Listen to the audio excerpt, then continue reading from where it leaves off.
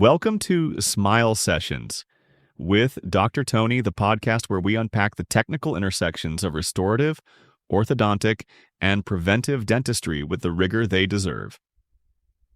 I'm Dr. Anton Zhadovich, a general dentist practicing in Chicago with more than a decade of experience in comprehensive care. From full-mouth rehabilitations involving implants and crowns to integrating orthodontics into periodontal stability protocols. Unlike specialists siloed in aligners or braces, my lens is holistic. How does tooth movement influence occlusion, TMJ function, and long-term restorative success?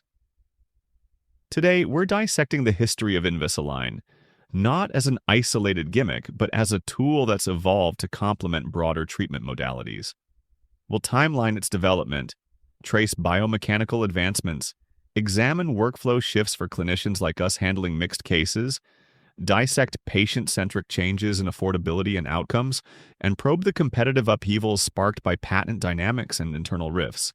If you're a generalist juggling ortho within prosthodontic frameworks or a patient navigating multidisciplinary plans, this episode will equip you with contextual depth. Let's align our thoughts. In my practice, Invisalign isn't standalone. It's often sequenced with crown preps or implant placements, where pre-ortho alignment optimizes abutment angulation and reduces occlusal interferences. This episode will connect those dots. The foundational timeline, from algorithmic inception to integrated commercialization. It all traces back to 1995 when Zia Chishti, a computer science student at Stanford, fresh from his own orthodontic journey, conceptualized sequential thermoplastic appliances. Drawing on finite element modeling of periodontal ligament strain under controlled forces, typically 0.1 to 0.5 newtons for optimal bone remodeling, Chishti envisioned digitizing tooth trajectories to fabricate aligners via stereolithography. This wasn't mere aesthetics. It addressed friction losses inherent in fixed appliances, where bracket wire interfaces can spike forces beyond 1 newton, risking enamel demineralization or root resorption. By 1997, Chishti collaborates with Kelsey Wirth and software engineers Apostolos Larios and Brian Freiberger to found Align Technology in California. Their early prototypes involved CAD algorithms simulating vector forces for rotations up to 10 degrees. But initial limitations in material viscoelasticity meant poor control over extrusions and anterior open bites. A challenge I'd encounter in comprehensive cases blending ortho with veneer preps. FDA clearance hits in 1998 for Class II devices targeting mild to moderate malocclusions, but full launch waits until 2000, backed by aggressive marketing that positioned Invisalign as a lifestyle enhancer for adults. By 2001, Align's IPO raises $130 million, funding expansions into hybrid treatments. Think aligning teeth pre-implant for better osseointegration angles. From a generalist's view, this era shifted diagnostics. We moved from analog alginate impressions, prone to 0.2 millimeter distortions, to digital scans, enabling virtual articulators that predict post-ortho-occlusal stability, crucial when planning overlays or bridges. For patients, removability cut hygiene barriers, dropping plaque indices by 40% in studies, synergizing with perioscaling and comprehensive protocols. These roots fed into tech evolutions, where aligners became adjuncts in full-arch rehabs, not just isolated corrections. Early adopters like me probably eyed those first aligners skeptically, wondering if they'd hold up better than a patient's promise to floss. Turns out, with refinements, they do. Technological evolution, biomechanical enhancements, and multidisciplinary integration.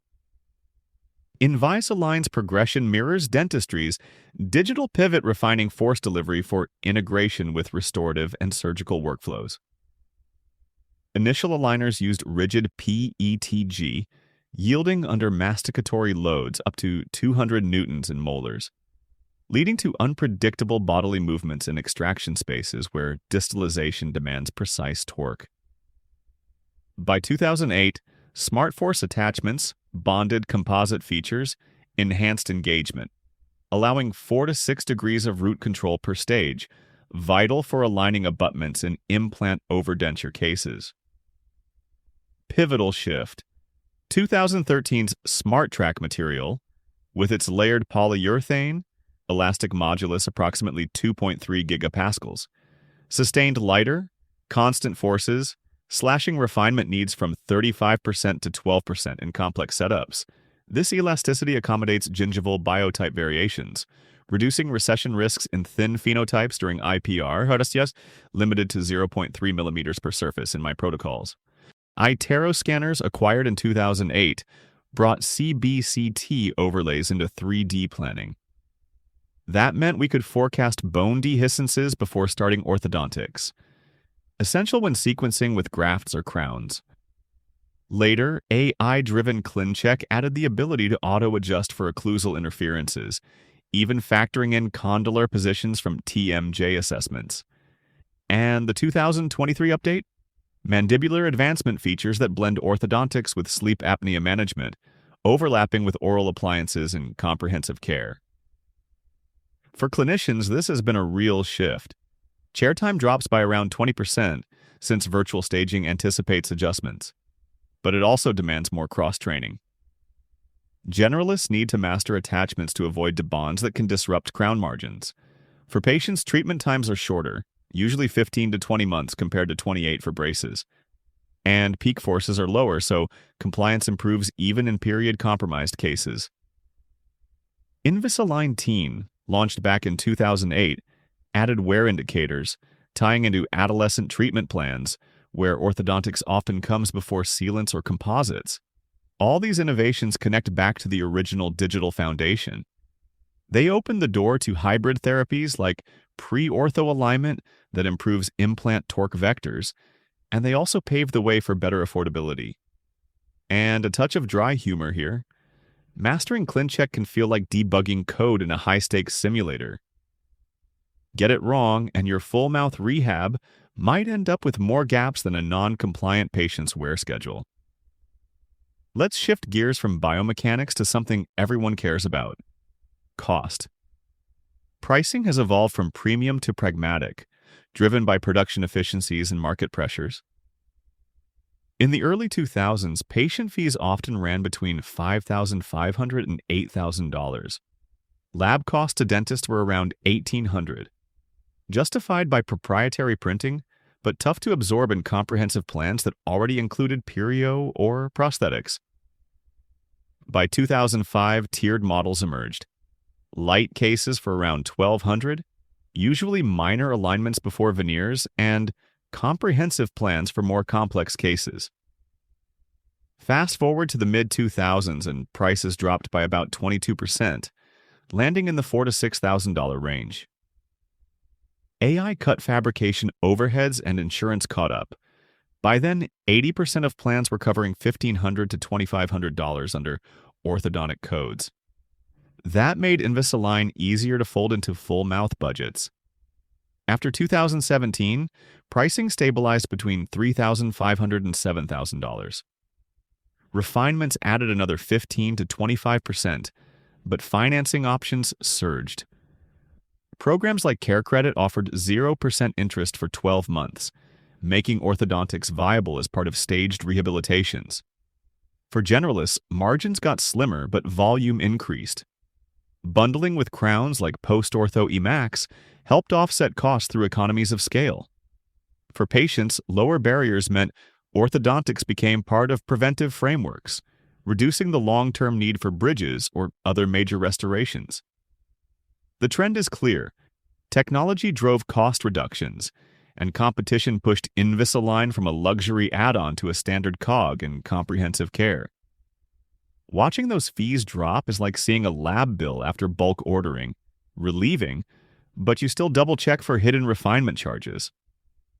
The rise of competition. Of course, no innovation lives in a vacuum. Once patents expired, the marketplace shifted fast. Align Technology had built a fortress of over 500 patents. One of the most important, U.S. Patent 6,217,325 on digital sequencing, expired in 2017. Between 2017 and 2019, core aligner patents lapsed, and a flood of competitors entered the field. ClearCorrect had been around since 2006, offering laser-trimmed aligners at lower cost, though legal battles with Align slowed them down. Smile Direct Club disrupted the market in 2014 with direct-to-consumer models appealing to convenience but often leaving Perios-integrated care gaps. After 2017, the boom was on.